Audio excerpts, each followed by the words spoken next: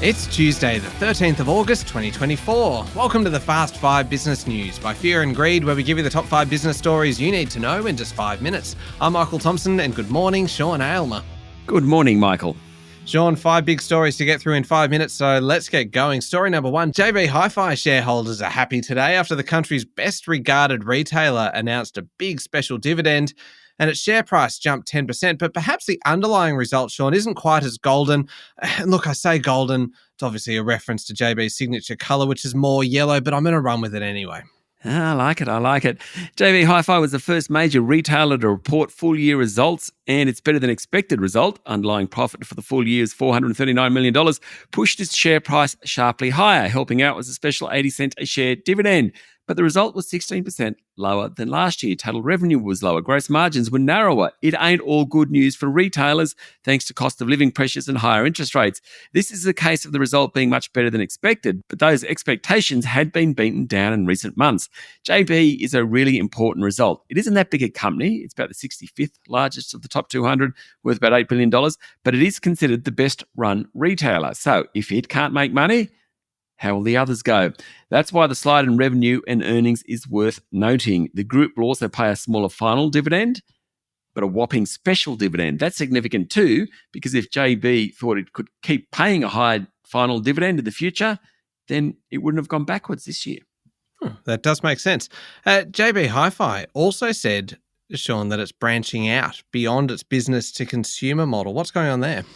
Well, it's purchased a group, E&S Trading, which has 10 showrooms in Victoria and another in Canberra, paid nearly $50 million for 75%, can buy the other 25% in a few years' time. Chief Executive Terry Smart said it provided exposure to the premium home appliance customers, the bathroom category and large commercial construction customers, as well as to boutique builders and architects. Essentially, it's pushing beyond that base model of just selling to consumers. All right, moving on to story number 2 now. The US or the UK could pull out of the AUKUS submarine deal with just a year's notice if either nation decides that the pact weakens their own nuclear submarine programs, new documents reveal. An updated AUKUS agreement and a political understanding between the countries, tabled in Parliament yesterday, establishes a 50-year legal framework for the transfer of nuclear materials and equipment to Australia. The understanding says the US and UK should not unreasonably withhold nuclear information or equipment from Australia, according to a report in The Australian, but it includes an escape clause for either country if they decide the AUKUS deal adversely affects their ability to meet their respective military requirements and to not degrade their respective naval nuclear propulsion programs. The new agreement and additional political commitments were revealed by Joe Biden late last week in a letter to the US Congress, only disclosed yesterday morning when they were tabled in Parliament. Story number 3, the ACCC has delayed greenlighting the merger of Chemist Warehouse and Sigma Healthcare. It needs more time to decide on the impact the deal would have on smaller pharmacies. It's the biggest merger deal of the year, worth nearly $9 billion. It would create a listed pharmaceutical retailing and wholesaling giant. The competition watchdog had originally expected to decide whether to approve the deal next month, but it's already raised 5 orange flags in the preliminary assessment of the deal. Basically, if it goes ahead, the new company would make Chemist Warehouse a wholesaler and a retailer, and that's what worries the ACCC. According to media reports, the decision to delay is due to difficulty in assessing the impact of the deal on a network of pharmacies by suburb. Story number 4, I'd love to hear what you think of this one, Sean. The relatively new Deputy Governor of the Reserve Bank, Andrew Houser, has labelled economic commentators false prophets whose poor predictions could make people worse off. People in glass houses, Michael. The central bank is known for being conservative. It's only been a few months, in fact, that the governor's even been giving press conferences.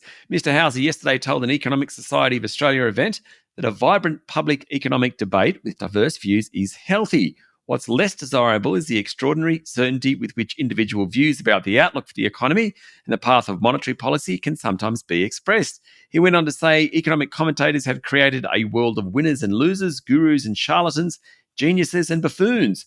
Those seeing things differently are castigated as incompetent, biased or on the make, and changes in view are presented as disastrous or humiliating failures. He said commentators claiming supreme confidence or certainty over what is intrinsically uncertain and ambiguous is a dangerous game, and at worst risks driving poor analysis and decision-making that could harm the welfare of Australians. He didn't hold back. No, he certainly didn't. Last one, story number 5, the one-day work flight where you get up early in the morning, fly to a destination and then return late at night is apparently out of fashion, with companies dumping the practice post-COVID. The new normal in corporate travel has changed, according to the boss of the global industry trade body. The one-day flight trip for work went out the door at the beginning of COVID and hasn't really come back. According to Suzanne Nufang, head of the Global Business Travel Association, delays in cancelled flights are partly responsible for fewer trips since the pandemic, with 50% of respondents to a survey saying concerns about disruptions or an unpleasant experience have somewhat or greatly reduced their willingness to travel for work. According to a report in the FT, environmental and sustainable factors have also played a role as corporates try and cut back on emissions. In addition, there's a human element. Nufang added day trips are really hard no matter what. Even on the best days, they're hard. Very early starts and late returns. All right, there we go. The top 5 business stories in 5 minutes. Thank you, Sean. Thank you, Michael. It is Tuesday, the 13th of August, 2024. Remember to hit follow on the podcast. And if 5 minutes isn't enough, you can find our longer daily show called Fear and Greed wherever you listen to podcasts. And that also comes with a bunch of interviews and things. Today's interview is with Nicola Powell from Domain about why this spring selling season could be the best one that buyers have seen in a number of years. I'm Michael Thompson, and that was the Fast 5 Business News by Fear and Greed. Have a great day.